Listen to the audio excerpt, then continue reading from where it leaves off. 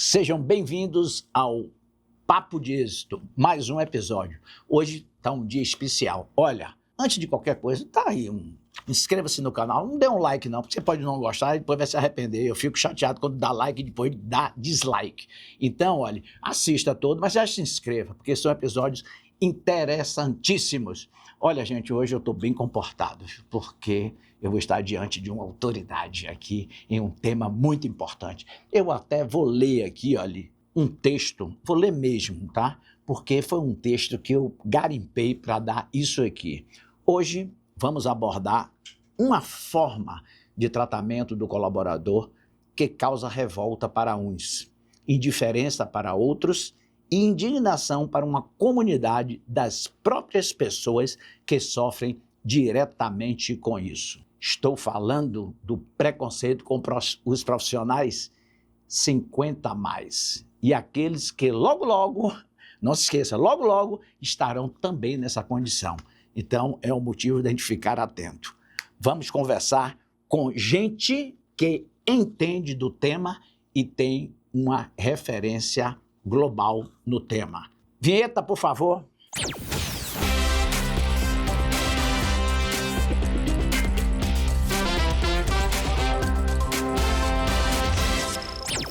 Estou aqui com Mauro Van Stock. Então, antes da gente saber dele por ele mesmo, seja bem-vindo, viu, Mauro? Muito obrigado, Janete, pelo convite. Tem um protocolo aqui, olha. Você está com o seu celular aí? Sim, por quem favor. não está com o celular? Quem não está? Então, olha, eu sempre uso aqui, o problema não é você, sou eu, tá dizendo o celular, entendeu? Isso aqui é um protocolo da gente, com certeza, que a gente bota aqui ele no saquinho, que é muito útil, eu uso lá nos encontros na minha casa em jantares com amigos, faço isso. Produção, segure. Mauro, seja bem-vindo mais uma vez. Quem é Mauro por Mauro mesmo? É um aprendiz permanente. É mesmo? Você é muito bom. Porque eu tento aprender com tudo e com todos o tempo todo. Eu acho que a gente aprende com podcast, com videocast, com lives, com tudo que a gente pode abraçar, livros, né, naturalmente, mas aprende com relacionamento interpessoal, porque cada um de nós veio de realidades diferentes. Cada um de nós veio de lugares diferentes, tem aprendizados, experiências e conquistas diferentes, e desafios diferentes. E quando a gente começa a colocar todo mundo plural, isso é muito rico. E quando um começa a trocar com o outro, o valor que tem disso é incomensurável. Então, tudo que eu puder aprender, eu vou tentar fazer. Eu também aprendo muito aqui com meus convidados, com as perguntas às vezes que me fazem, até nos direct também eu aprendo. Mauro, fala para o nosso pessoal o seguinte, olha, eu vou confessar que eu resisti muito a entrar nesse tema, mas são muitos os pedidos. Vamos falar de uma nomenclatura que tem várias denominações, às vezes eu até fico confuso, ageísmo, idadismo, etarismo. Então, essa palavra que rejeita, tá, o profissional prateado. Então, o que é mesmo essa discriminação com os mais velhos? Vamos lá. Primeiro, uma definição de etarismo, ageísmo ou idadismo é o preconceito pela idade, não necessariamente sobre os mais velhos. Então, vamos começar a desconstruir um pouquinho isso.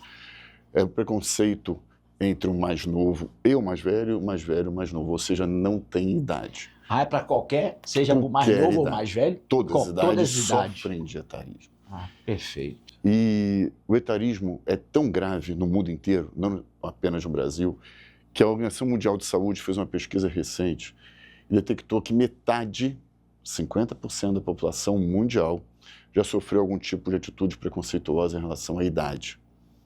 Se a gente colocar isso na ponta do lápis e colocar em números, nós estamos falando de 4 bilhões de pessoas que sofrem de etarismo. E no mundo inteiro? No mundo inteiro. Ou seja, é um número extremamente representativo e a gente precisa mudar essa realidade de maneira urgente.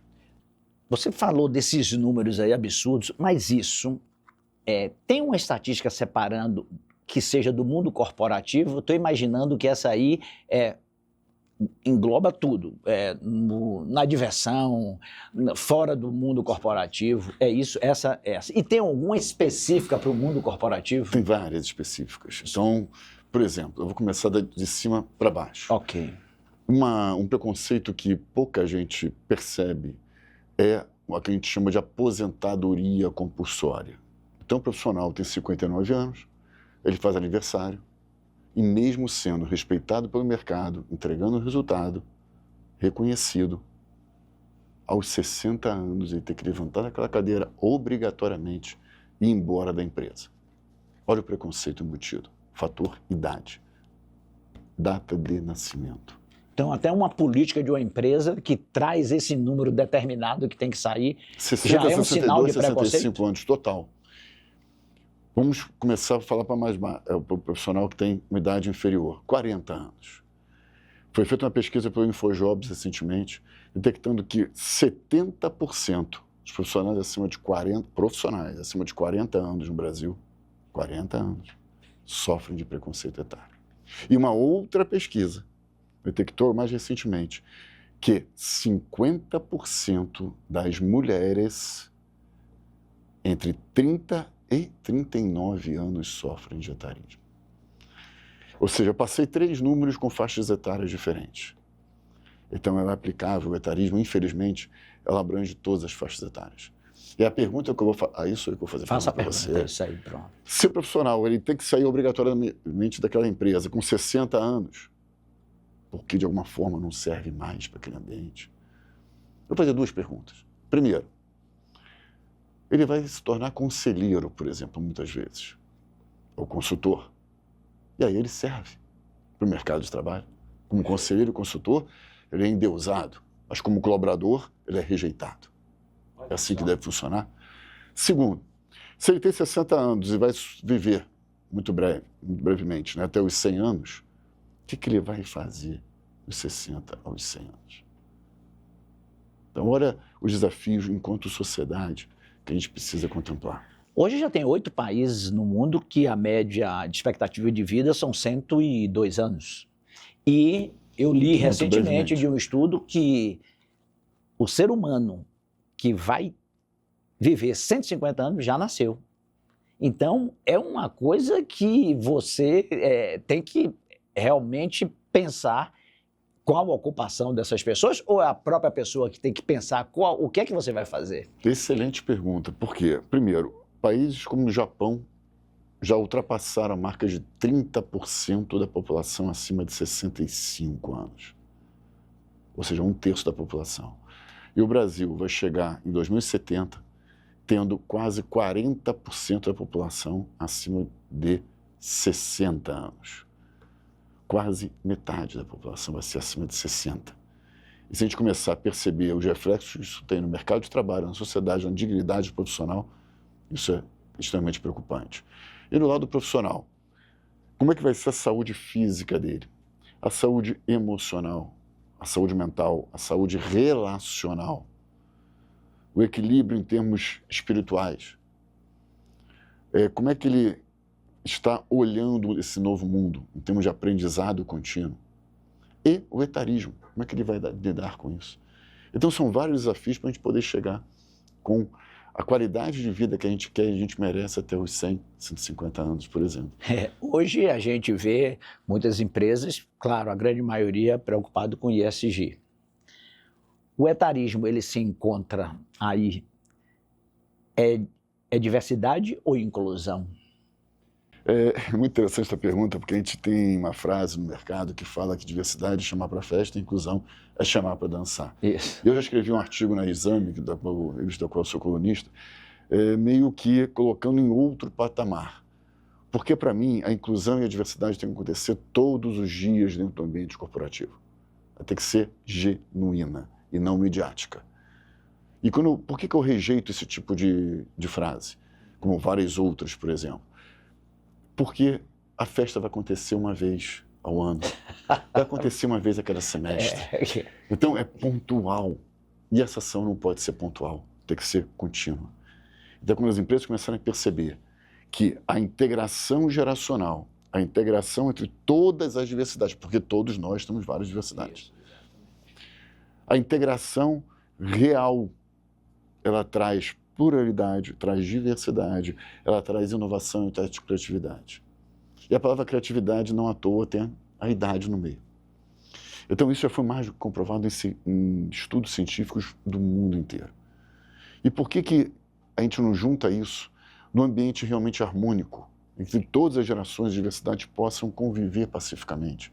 E mais ainda, uma construindo junto com a outra. Isso é maravilhoso, porque aí entra uma outra palavrinha mágica, que é a lucratividade, que também rima com unidade. Então, a gente tem que perceber isso, o valor que essa troca tem. Então, hoje a gente fala de 5 gerações no mesmo mercado de trabalho. A gente não pode excluir nenhum. Do Baby Boomers à geração Z, né? A geração alfa quase, que está entrando. Quase né, alfa, exatamente, que já está ganhando dinheiro, né? A gente está falando de uma geração... Vou pegar esse teu gancho. 2 pontos interessantes. Primeiro, hoje a gente fala da geração sanduíche. O que é a geração sanduíche que tem pais e filhos? Então, como é que ela fica no meio termo tendo que cuidar de um e de outro? Aí eu pergunto, que plano de saúde tem contemplando os pais? Se a nova geração, por exemplo, não quer ter filhos. Então, vamos pensar um pouco nessa equação, né? E outro ponto, se a gente começar a pensar de maneira mais específica, o que são as gerações? As gerações são caixinhas estereotipadas colocadas de acordo com o ano de nascimento? O que é a geração A, B, C, Y, Z? Não sei. É o processo de mudança, de transformação Mas da como assim mentalidade. transformação? Se você tem uma geração que termina em dezembro de 80 e tem outra geração que começa em janeiro de 81... Eu sempre uso a interseção delas, são muito semelhantes, né? O que acontece com essa pessoa em dezembro ou janeiro do ano seguinte? Ela muda de geração, ou seja, muda de contexto e tem que se comportar dessa forma ou da outra forma. Então, eu tiro esse termo e trago uma outra terminologia que são os ageless. O que é o ageless? Sem idade.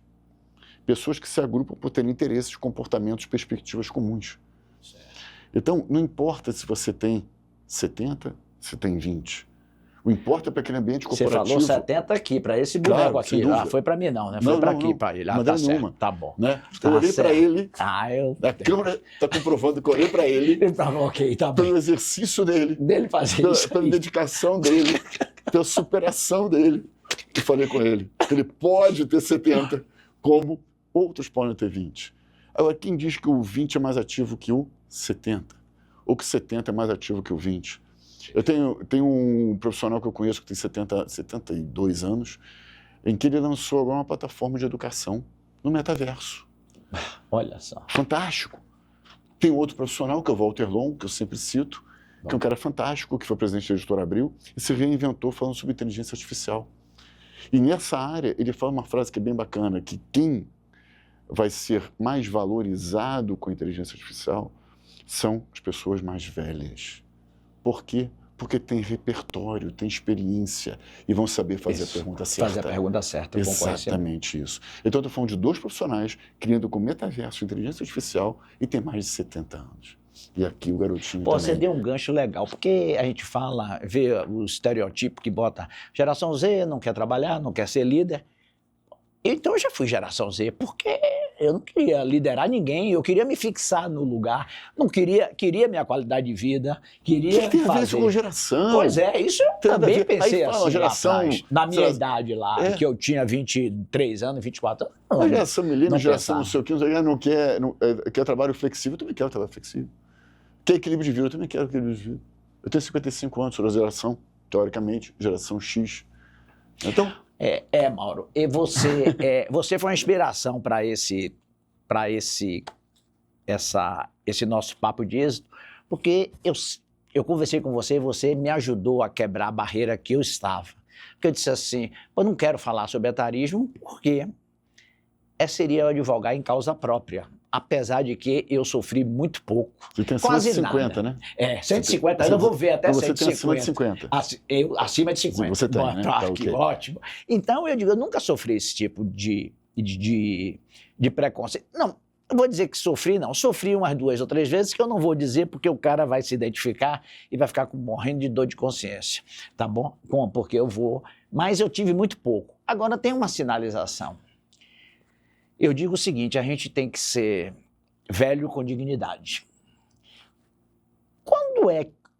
algum instrumento para quem sente esse etarismo dentro da empresa ou fora para que ele tente superar isso? Bom, primeiro, do ponto de vista da empresa. Eu tenho uma frase que eu falo em todos os lugares que eu posso, que é antes da empresa incluir qualquer tipo de profissional, ela não pode excluir.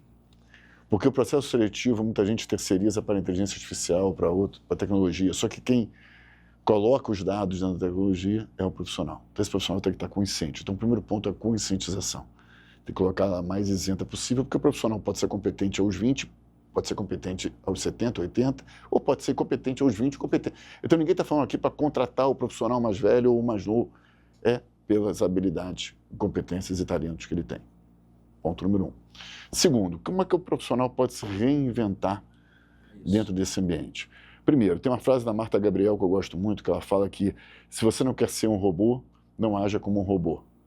Então, o primeiro ponto é isso, você não ser. Que eu gosto muito.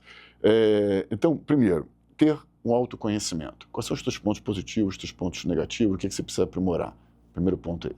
Segundo, você ter um networking muito fortalecido. Networking hoje é responsável por 85% das recolocações profissionais no Brasil e no mundo. Excelente. Eu estou escrevendo, inclusive, um livro sobre isso, que vai ficar pronto em breve, em que eu falo justamente, dou dicas para esse profissional poder interagir. Seja através de eventos, seja através da participação efetiva em várias ações que ele pode fazer. E o terceiro network, só diga-se de passagem, genuíno. Inclusive, no sem próprio o livro, interesse, né? Sem o interesse. Inclusive, tem uma outra nomenclatura que a gente tira o network da mesa e coloca netweaving, que na realidade é um processo, é um conceito de se relacionar. Não é um conceito de você ter interesse no outro de algum momento.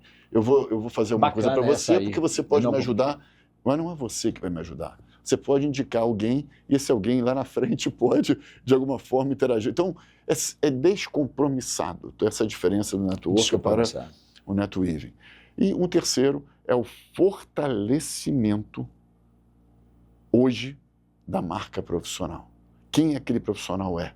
Independente se ele está empreendendo ou se ele está dentro da CLT. Por quê? Em qualquer ramo de atividade. Qualquer ramo de atividade. Por quê? Porque se ele está dentro de um ambiente corporativo, uma empresa, vamos supor, de grande porte, ele associa o nome dele com o sobrenome, né? Corporativo. E na hora que ele sai da empresa, a pergunta é quem ele é fora daquele mundo. Daquele mundinho que ele ficou 1 ano, 5 anos, 10 anos, 50 anos, não importa. Porque ele perdeu a marca dele, que é o sobrenome real. Então, desde hoje, quando essa conscientização vem, a gente tem que saber que a gente tem um nome e sobrenome reais. E isso a gente tem que sempre estar fortalecendo. E, claro, a capacidade técnica, a gente tem que desenvolver cada vez mais. Capacidade tecnológica, a gente tem que estar por dentro. Até porque isso evolui constantemente. Então, a gente tem que interagir com as principais ferramentas que o mercado exige. A gente não vai abraçar o mundo, né? Não pode estar em todos os lugares, mas vai entender as tendências e as habilidades comportamentais. Capacidade oratória, capacidade de comunicação, gestão de conflito, poder de negociação, tudo isso faz parte desse novo profissional. E a gente, você acima de 50 anos e eu com 55 anos, a gente teve uma capacidade de nos adaptar, o que é fundamental. A adaptabilidade. É o nome, a rima com idade também. Eu sou 60 a mais, viu? 60, sou 60 a mais. Eu estava falando de 50. A capacidade de adaptação porque a gente viveu num mundo que não tinha internet. A gente viveu num mundo que não tinha telefone fixo. A gente viveu num mundo em que a inflação aqui no Brasil era de 3.000% ao ano. Quanto não vale isso? Mauro, eu tenho uma coisa que me deixa muito indignado. E eu queria que você desse aí uma orientação a isso que eu vou narrar aqui da minha indignação. Fica preocupado já, hein, Genésio? Fica preocupado mesmo, porque é o seguinte, gente, aí um recrutador de uma empresa, alguma coisa, recebe os currículos ou CV, seja aqui ou seja pelo LinkedIn, esse aqui tem 50 a mais, joga fora, não quero. Gente, não é assim. Como é que a gente pode vacinar as pessoas de recursos humanos com relação a se aprofundar no conhecimento e o que é que pode tirar de bom daquilo ali? Só tem uma via, a conscientização. E isso vai ser por bem e por mal. Por que eu digo isso? Eu frequento várias empresas, as maiores empresas do Brasil, em que eu faço palestras sobre etarismo, sobre diversidade etária, sobre integração geracional, palestras seguidas de dinâmica, muitas vezes, que a gente chama de hackathon, mini hackathons que eu faço lá, para promover justamente a troca entre os profissionais que estão lá, em busca de soluções mais assertivas para aqueles desafios personalizados daquela empresa. E todas as empresas praticamente que eu vou, não têm a menor ideia do que eu estou falando. É impressionante isso. E aí começa, meu Deus. Só que essas empresas, elas não podem ter um olhar apenas para o hoje.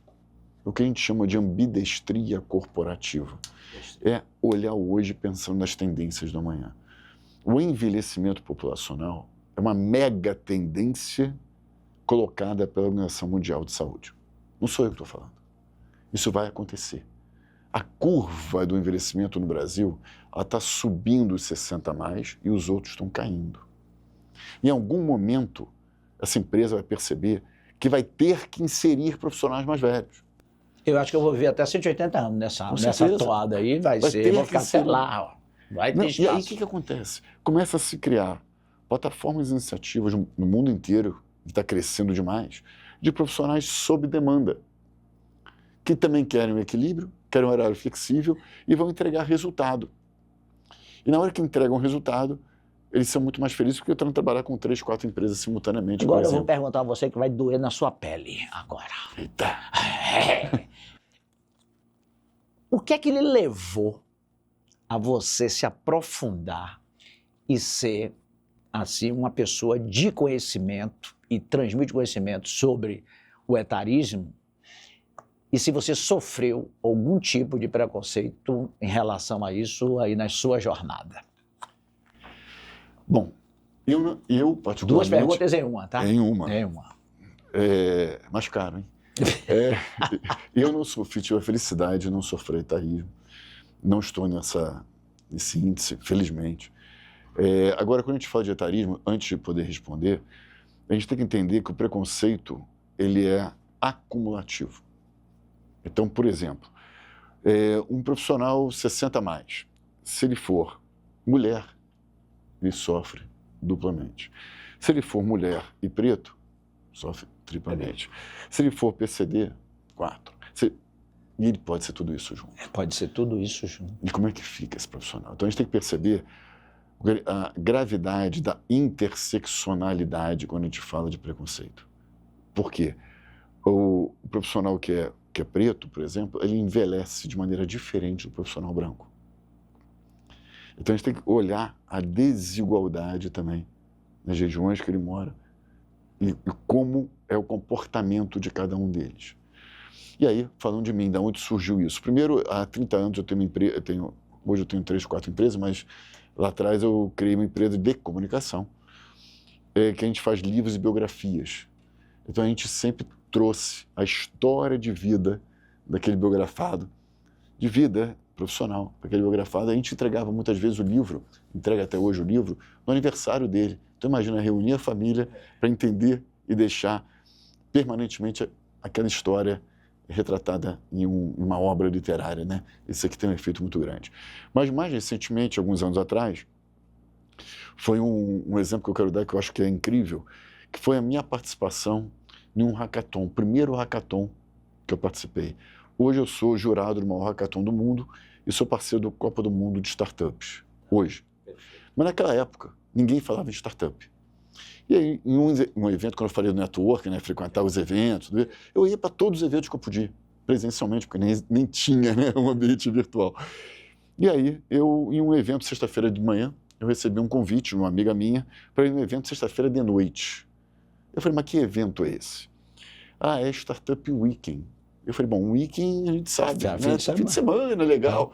Mas startup, o que significa isso? Né? A pergunta que eu fiz para ela, também não sei. Mas vai lá e aprende. Eu falei, bom, aprender, né, é comigo mesmo. É com você. Então eu vou lá. Cheguei sexta-feira de noite, naquele evento. Era sexta, sábado, domingo, 54 horas de evento.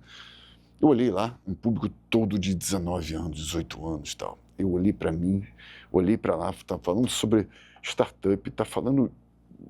Falei, o que eu estou fazendo aqui, meu Deus? Cheguei em casa, fui falar com a minha esposa, aí falei para ela, amanhã, mas eu não volto amanhã nem me pagando. Sábado de manhã, fui o primeiro a chegar, naturalmente, claro.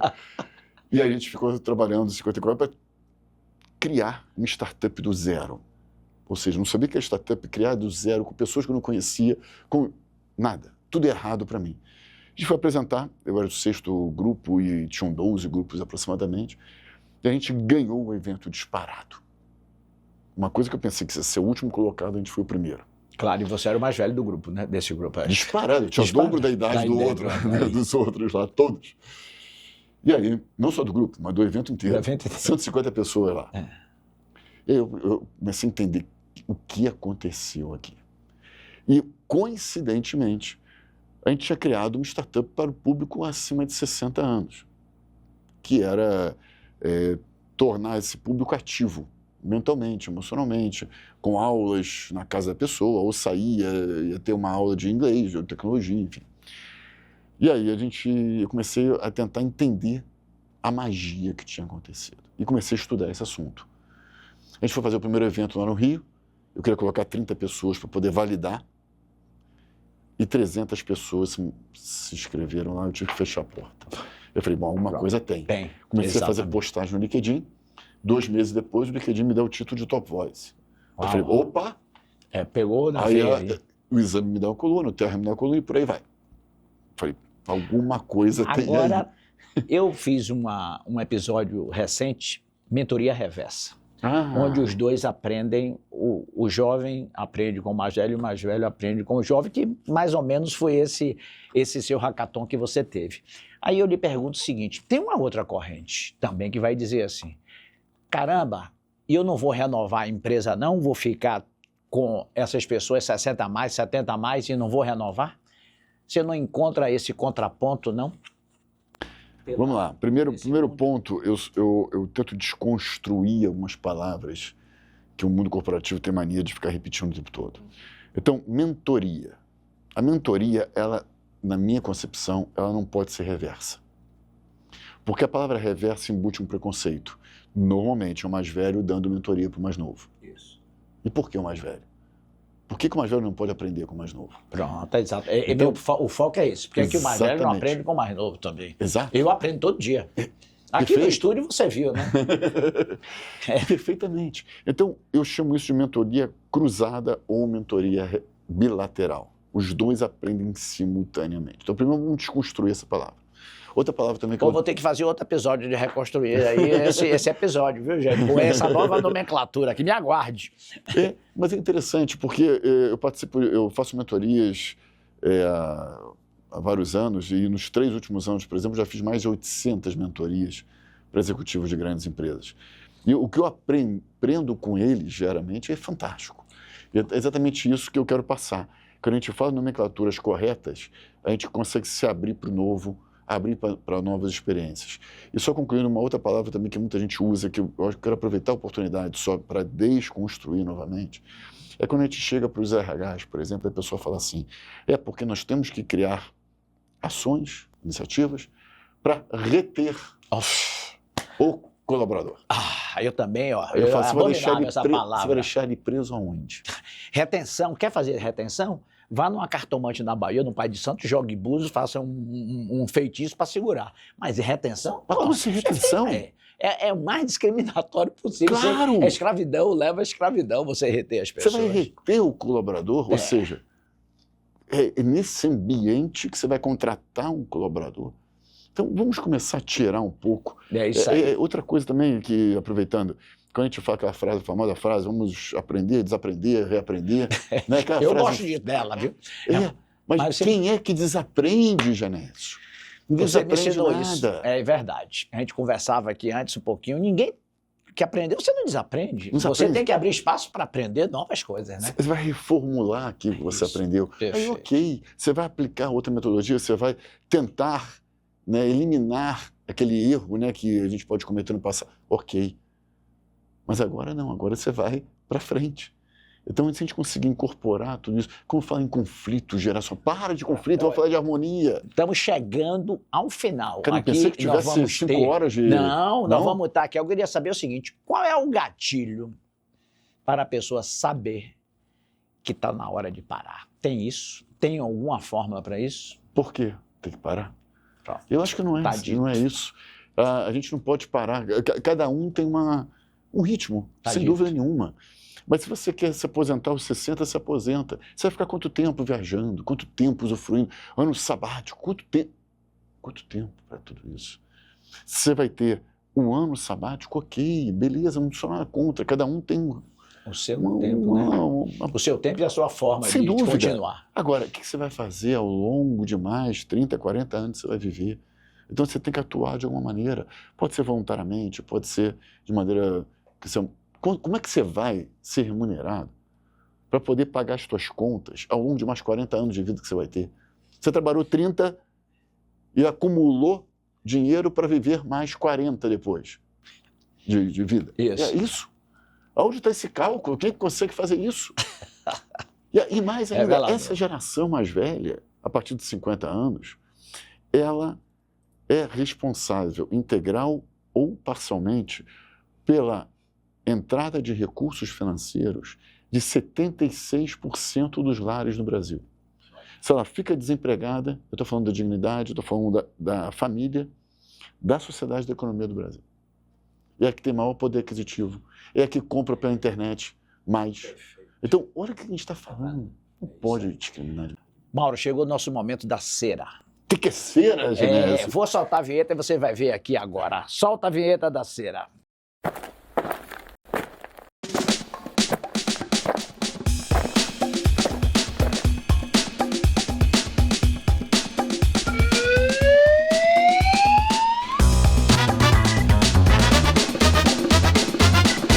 Olhe, o C da cera é criar.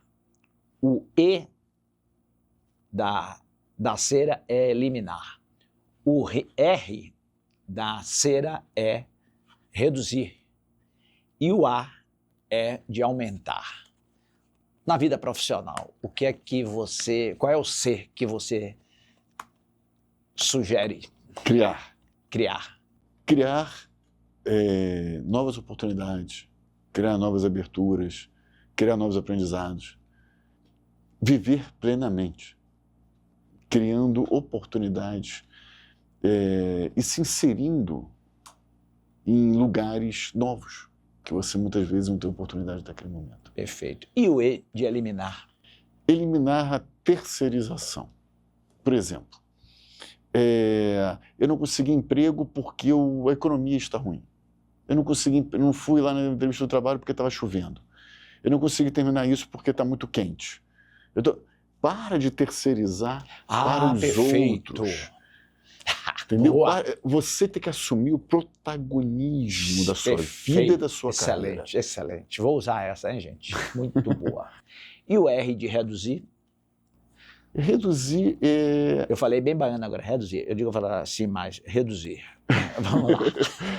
Não, é reduzir talvez aquela percepção que a gente tinha no passado, que a gente fazia, tinha aqui, né, naquele momento era um outro diferente de hoje, trabalhar 12, 14, 16 horas por dia. A gente tem que ter hoje equilíbrio. E o equilíbrio em todas as áreas da vida. A parte financeira é um dos aspectos, mas você tem vários outros. Então não adianta nada você enfatizar em um se os outros não estiverem contemplados. E o A de aumentar? Aumentar a capacidade de ser positivo no nosso dia a dia. A gente tem muita gente que senta do nosso lado, falando metaforicamente, e começa a criticar tudo. Né? Isso está ruim, porque isso está não sei o que, a tragédia tal, você viu a morte de não sei o que. Para de ficar colocando negativo em todas as colocações. Eu acho que trazer o positivo, trazer palavras que sejam de elogio, né? E conseguir ver o que o outro tem de melhor, isso é um desafio diário. Mauro, eu quero lhe agradecer bastante, quero que você deixe a mensagem o seguinte, para a vítima do Eltado. Vítima não, vamos dizer assim, a quem pensa que está sendo discriminado e uma mensagem para o discriminador inconsciente. Opa! Bom, primeiro é aquilo da terceirização. O etarismo existe, infelizmente, a gente tem que combater ele diariamente, mas a gente não tem essa força para antecipar essa eliminação do etarismo na sociedade. Então, outra vez, não vamos terceirizar. Vamos olhar para dentro da gente e ver o que a gente tem de diferencial. Como é que a gente pode se comportar de outra forma para que a gente possa realmente ser um profissional mais renomado e aumentar nossa reputação no mercado. Então, esse é o primeiro ponto. O etarista, ele tem que tomar cuidado, porque ele vai sofrer o etarismo em algum momento também. Então, tem que olhar para isso. Se ele não está sofrendo hoje, ele vai sofrer lá na frente. Então, qualquer tipo de preconceito é totalmente lamentável. Nós temos que ser, nós enquanto sociedade, enquanto pessoas, enquanto seres humanos, agentes multiplicadores do não preconceito, do anti-preconceito. E hoje a gente tem muita força, que a gente é influenciador. A gente não é só nós dois. Todos que estão nos ouvindo são influenciadores. A gente tem vários grupos, várias redes sociais, WhatsApp que tem esse caminho aqui, ó, estamos influenciando alguém. Mas aí, né? Cada um que está nos ouvindo é um agente. E tem que multiplicar também esse tipo de comportamento. Gente, chegamos ao final do nosso episódio. Quero agradecer a Mauro. Muito obrigado, meu amigo. Olha, gostou? Reflita, aplique e se gostou, ó, dê o clique. Até o próximo vídeo ou papo de êxito.